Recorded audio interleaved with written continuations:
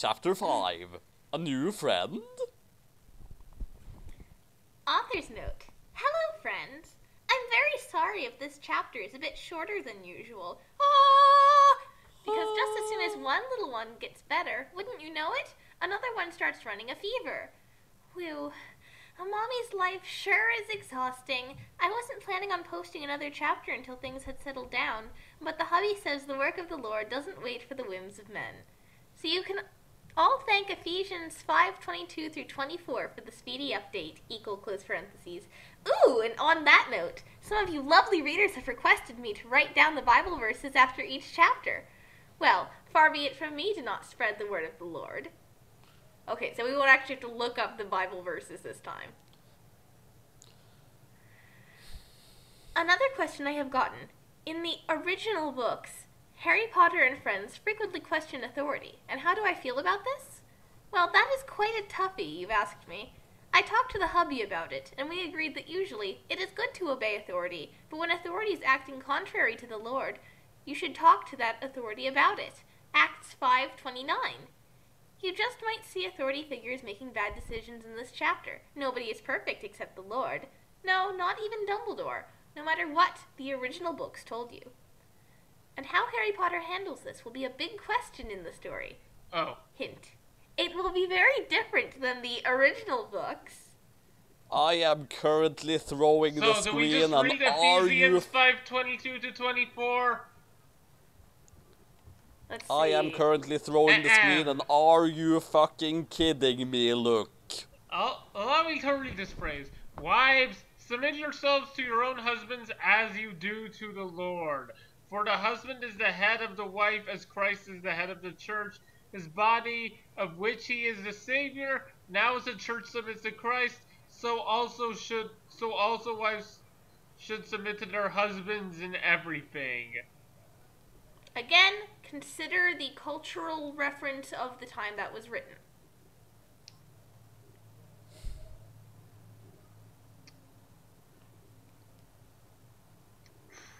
Because, yeah, that one you run into issues a lot with.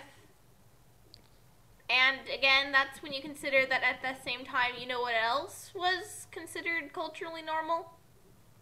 Slavery. Yeah, that was the thing I was talking about earlier with, like, this fanfic clearly seems to champion following the Bible literally and following all of it. Including the culture, including the Roman Empire's culture. Yes, which of course includes accepting slavery and rape and murdering people for having different beliefs than you.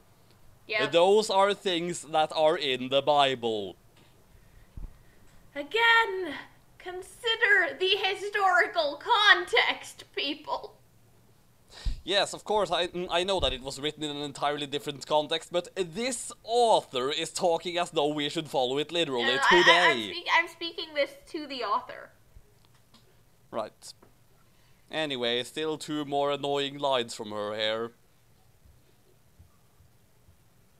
And finally, I got a PM from a lovely friend who was a bit confused, so I'll just clear this up now. I do not own the original books, and those belong to JKR. So, without further ado... Harry woke up drowsily in a comfy, fluffy mattress. It was only now that he had the energy to observe his surroundings. The room was small, but also everything a little boy needed. There was a big, warm fireplace and the grey stone wall across from him. A shelf of intelligent, age-appropriate books.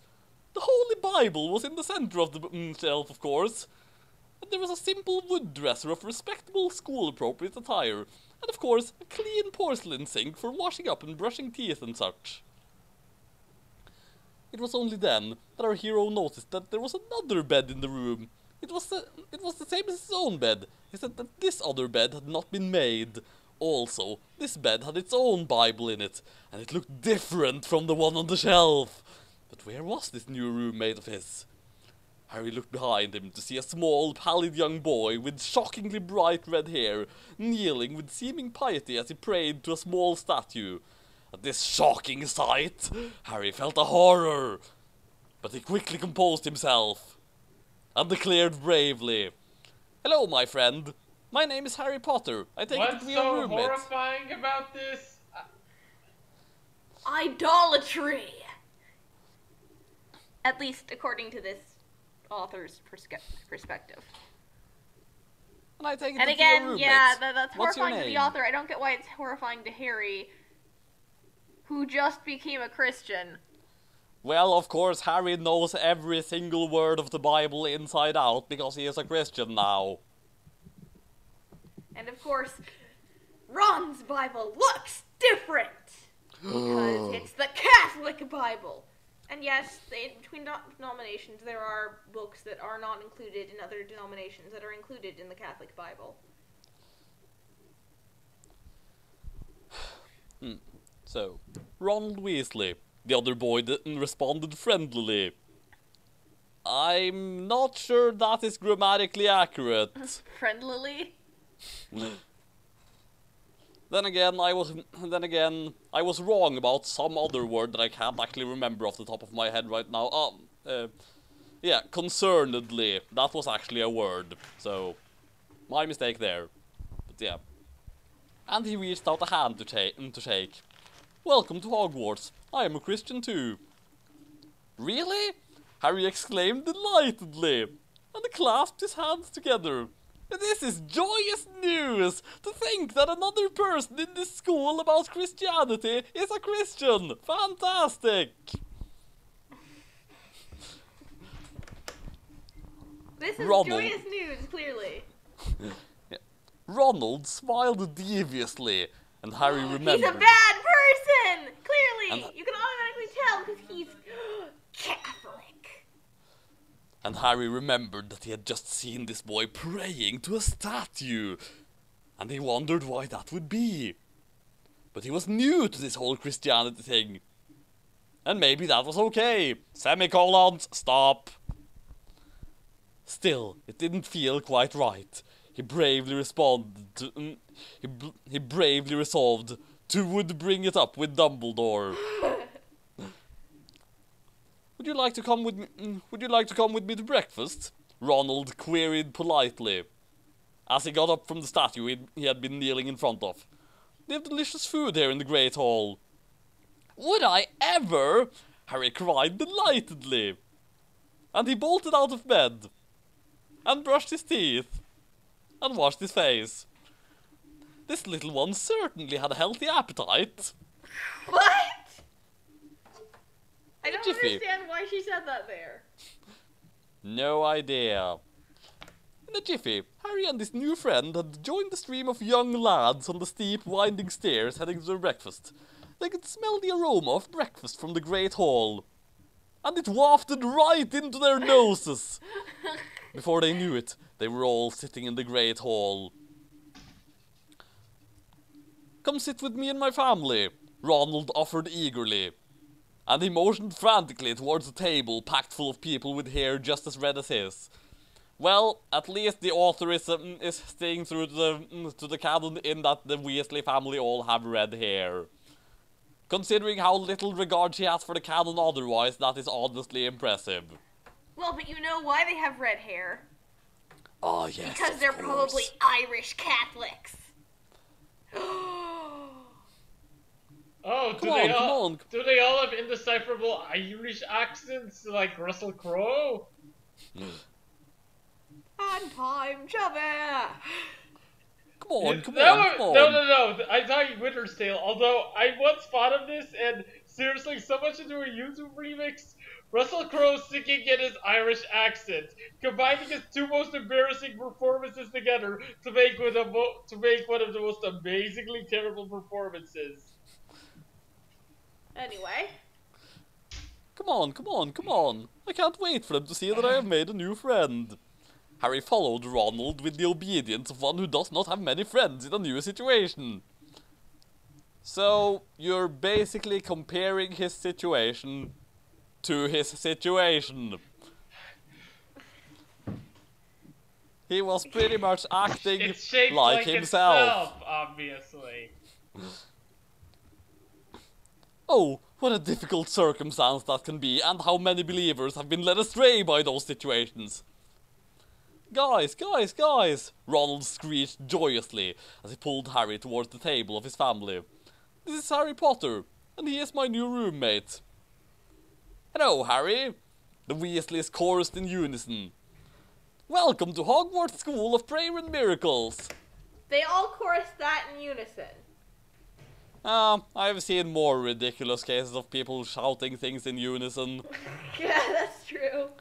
And I'm not actually even thinking about fan fiction here, I am specifically thinking about crowds in the One Piece anime, who have a tendency to just shout ridiculously long sentences, including pauses in them, in perfect unison. Which has led me to believe that the crowds in One Piece are actually a hive mind. Wonderful. Hello, Harry stammered shyly. Something about this group made him nervous. Nice to meet you. He sat down at their table. He could smell a delicious breakfast, but where was the food? No sooner had the thought crossed his mind when the Reverend Dumbledore came into the Great Hall stage, and dropped down to his knees, and raised his hand skyward, and screamed, Dear Lord, please provide these devout young ones with 3 strips of bacon or links of sausage each. 2 for the ladies. Why? Because the ladies have a dainty appetite. Clearly. A bowl of hearty oatmeal flavored with cinnamon and apple chunks. You insensitive old man, I'm allergic to apples. 2 poached eggs, cooked all the way through, home fries seasoned with garlic, a glass each of orange juice and milk, But and what about dishes the up. lactose intolerant students? Well, they are clearly of the devil. And dishes also up if to you the have task. And also, if you have allergies to apples, you're clearly of the devil. Well, I am left-handed, so clearly that made me evil to begin with. You know that doesn't make any. You know what really doesn't make any sense? If being allergic to apples is of the devil, then what the hell is the original sin about? Did all of this happen because Eve actually had an allergic reaction?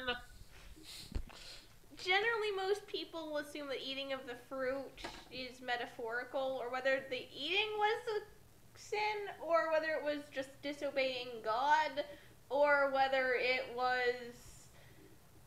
There's a lot of discussion about what the actual original sin was. The main point is, why would you be allergic to something associated with the original sin and be seen as a sinner for it? Well, no, I'm just bringing up that... Oh, I'm allergic to something Dumbledore's feeding to his students. Clearly, I'm of the devil. Yeah. Harry was... Anyway. Harry was once again amazed to see the food appear in front of him. The food looked and smelled amazing. He suspected good old Minerva had something to do with this delicious spread. So, are we then to assume that actually God doesn't make the food, that he just teleports it there? But in that case, why does he need to be so specific on what God is bringing them? You know what would be an awesome twist, though? If it turned out that God isn't actually doing anything here, and that this is all just some elaborate trick to just fool everyone into everything, and that this is actually just like... That this is actually meant to be like a bad thing, everything that they're doing here. Seriously, if they pull the twist That would be a fascinating twist, actually. Yes. That would be just one of the greatest plot twists ever. Anyway. Yeah, that's one of the things I've thought about when thinking ways that could make this story good. Anyway, but before he dug into the food, he remembered that he had something to discuss with the Reverend. Harry fought his nervousness, and he ran after Dumbledore as he hopped dexterously off the stage. Excuse me, the young believer cried innocently as he ran after the Reverend, as fast as his little legs could carry him. Excuse me, Reverend. What is it, son? The Reverend reiterated kindly. That's not a reiteration! No. He was dressed respectably in sturdy manly jeans and a red, white, and blue. A red, white, and a blue plaid shirt over which a few viral tresses were invisible, Virile. and a pair of admirable brown cowboy boots. Yeah, the word is virile. Virile. Fair enough. Which Well, effectively means sexually able, sort of. palm face. Are you settling Yes. in all right? Okay, we just looked at Dumbledore's chest hair. Yes. Sticking out from underneath his highly American shirt. And by the way, if that shirt is red, white, and blue, wouldn't that imply that maybe it is mixing cloth, which God says in the Old Testament is illegal and you should be stoned to death for? Again, not saying this to people who just, like, are actually reasonable about this, but this author claims that you should follow everything the Bible says. Ah, Leviticus. I sure am, Harry retorted again with the retorts. Graciously. How are things with your family? Very well, replied Dumbledore knowledgeably. What? And he was impressed with this little one's manners. Was there something you wanted to talk to me about? Well, Harry began uncomfortably, and he scuffed his blue-sneakered foot against the polished wood floor of the Great Hall. I woke up this morning and saw my roommate praying to a statue. Is that really an okay thing to do? That is real toughie, Dumbledore answered ponderously. Well, I don't worship idols. It is in fact a very un-Christian thing to do. But you see, here at Hogwarts, we divide ourselves up into sorting hats. After breakfast, all the new little ones will choose their hats. Each of the different hats have different beliefs, but we all love the Lord. And what more in common do you need? She's completely gotten the concept of the sorting hat wrong, though. You don't wear hats to sort them out. They put on a hat that sorts them. Yes. I mean, they could have had a hat that would sort them into different branches of Christianity based on, what they believe. That would have been kind of cool, actually. Having a guy to tell they you just which flat religion out works say, best I'm for going you. to be in this hat. Yeah.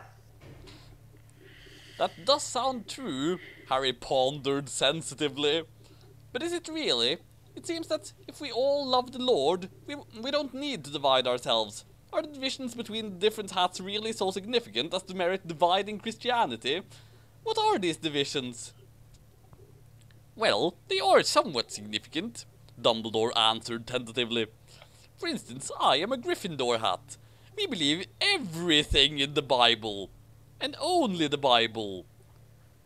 Again.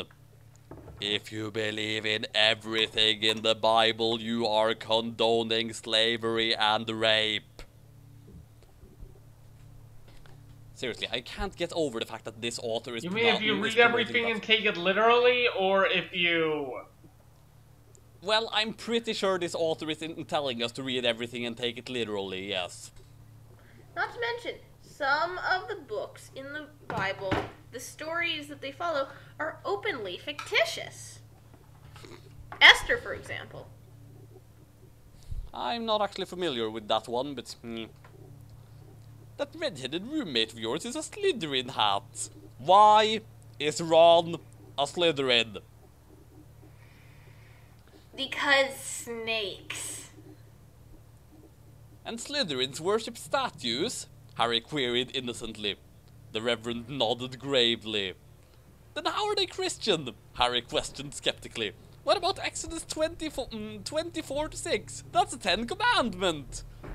Catholics don't pray to statues.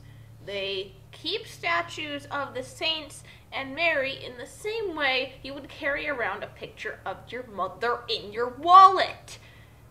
You keep beautiful images of people that you look up to and love. And they help to inspire you to live in ways that you admire of those people. Also, it's just sort of, yes, there's more of a social context behind it as to why a lot of the artworks in the Renaissance were created, but a big part of it is a lot of people, at least a lot of Catholics, think that, okay, let's have beautiful depictions of events from the Bible and from things in our history because we want to focus on the good things in our history. You don't pray to statues! This author criticizing other religions when she doesn't even know about them. I mean, this isn't even another religion, it's just a different section of Christianity, but yeah. I think that the misunderstanding may have stemmed from the practice that people will kneel in front of the statue of the Virgin Mary when saying the Rosary or saying a prayer asking the Virgin Mary to intercede on behalf of them. But again, the idea is keeping the person you're asking for help in your thoughts and thinking about their acts and what they've done. You're not actually worshiping them. And you don't genuflect in front of them. You can kneel to show humility, but you only genuflect in front of the Holy Eucharist, which is the presence of God, which is, not worshiping anything other than God. And with all of this, I have forgotten how far I'd even gotten. That's a 10 commandment. Well, they have different commandments. No, they don't! Dumbledore explained well-meaningly. They love the Lord, and that's all we need. But do they really love the Lord? Harry posited timidly. If they do, then why do they worship statues? Yeah, I direct you to Nimbus's previous rant. Dark days are coming, Dumbledore replied earnestly. We need to be inclusive. If there were only Gryffindor hats at Hogwarts, there would not be many people left. Tara, I see Drac times are near. Harry conceded uncertainly as he walked back to Ronald's overcrowded table. He was getting nervous about this hat business, but he supposed he did have to trust Dumbledore. After all, grown-ups know best, right? Author's note. Blessings. Die in a fire. Oh, hey, look, these are the Bible phrases that we were probably trying to look at earlier. Well, we already went over Ephesians 5:22 through 24. And then Acts 5:29, which was about questioning authority, is, then Peter and the other apostles answered and said, we ought to obey God rather than men.